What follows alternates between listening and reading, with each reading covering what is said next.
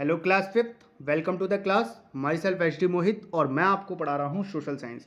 Social science का chapter number 3 weather and climate चल रहा है और ये हमारा आज है लेक्चर नंबर 2। तो चलिए हम स्टार्ट करते हैं। आज हम जानेंगे differentiate between weather and climate. आज हम वेदर और क्लाइमेट के बीच का अंतर जानेंगे, ठीक है। तो अब चलिए स्टार्ट करते हैं। Weather, it is the daily condition of the atmosphere at a particular place. ये एक डेली कंडीशन होती है एटमॉस्फेयर की, एक किसी पर्टिकुलर प्लेस की। अब क्लाइमेट में क्या है? It is the average weather condition of a place over a long period of time. ये एक एवरेज वेदर कंडीशन होती है किसी एक प्लेस की बहुत लंबे समय तक, ठीक है। यहाँ पर क्या अंतर आ रहा है? यहाँ पर आ रहा है डेली कंडीशन एटमॉस्फेयर की जो चेंज होती है, और यहाँ आ रहा है एवरेज वेदर कंडीशन, ठीक है। यहाँ आ रहा है पर्टिकुलर प्लेस की, यहाँ पर आ रहा है एक प्लेस की, और यहाँ पर लॉन्ग पीरियड ऑफ टाइम है, यहाँ पर शॉर्ट पीरियड ऑफ टाइम होता है, ठीक है। तो क्या अंतर आ गए वेदर और क्लाइमेट में? वेदर में ये होता है कि एक डेली कंडीशन होती है एटमॉस्फेयर की किसी एक पर्टिकुलर प्लेस की।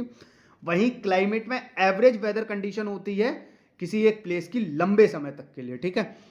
अब दूसरा पॉइंट देखते हैं। It may change many times during a day, ठीक है। वेदर क्या है?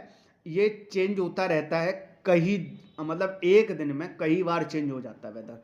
सुबह देखो ठंडक होती है तो शाम को, दोपहर में गर्मी हो जाती है, शाम को थोड़ी सी ठंडक हो जाती है, और रात में देखेंगे तो अभी अब इन दिनों सर्दी लगती है। क्लाइमेट में क्या है? It changes after a long period of time. ये लंबे समय के बाद बदलता है। वेदर दिन में कई बार बदलता है, क्लाइमेट लंबे समय के बाद बदलता है। It affects the daily life of people. Weather जो है लोगों की डेली लाइफ को अफेक्ट करता है, ठीक है। रोजाना की जो उनकी ज़िंदगी होती है, रोज़मर्रा की ज़िंदगी होती है, उसको वेदर अफेक्ट करता है। क्लाइमेट क्या करता है? It affects food habits, transportation, housing and occupation.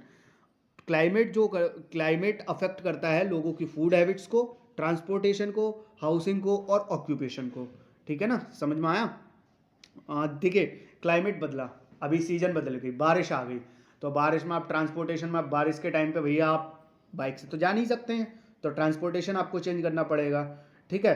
अब बहुत से लोग अलग अलग के काम करते हैं, कुछ ऐसे काम होते हैं जो सीजनल वर्क होते हैं, तो फिर वो उस तरीके से चेंज करना पड़ेंगे, ठीक है। फूड हैबिट्स में चेंज हो जाते हैं, बारिश में पकौड़े बहुत अच्छे लगते हैं, तो इस तरीके से आपके फूड हैबिट्स भी चेंज हो जाती हैं, ट्रांसपोर्टेशन भी चेंज हो जाता है, हाउसिंग में भी चेंजेस आते हैं, हाउसिंग को अफेक्ट करती है और ऑक्यूपेशन को भी अफेक्ट कर देता है, ठीक है। अब अगला चलता है weather. The scientist who study weather are called meteorologist. वो साइंटिस्ट जो वेदर की स्टडी करते हैं उनको बोलते हैं हम मीटियोरोलॉजिस्ट। क्या बोलते हैं? मीटियोरोलॉजिस्ट, ठीक है।